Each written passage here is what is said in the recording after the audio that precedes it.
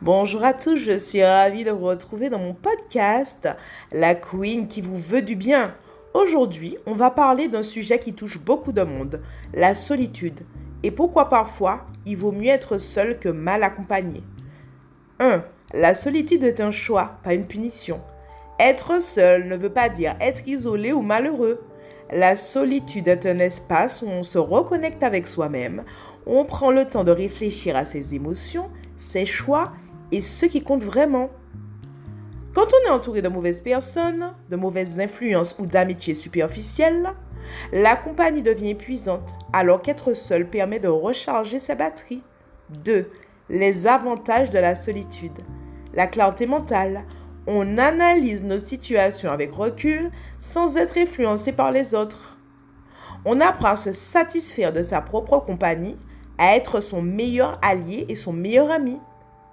Moins de conflits, moins de manipulations, moins de déceptions. La solitude rime souvent avec l'introspection, la réflexion et les projets personnels. 3.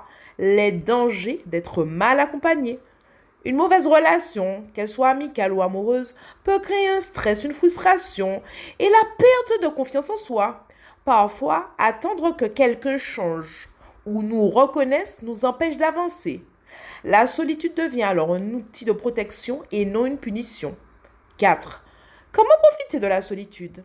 Écouter ses envies, pratiquer des activités créatives ou sportives, apprendre à apprécier ses propres pensées et ses émotions, se fixer des petits rituels, marcher, méditer, écrire, danser, même dans de petits moments.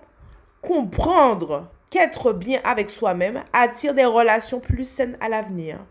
La solitude n'est pas un vide, c'est un espace de reconstruction, de liberté et de puissance personnelle.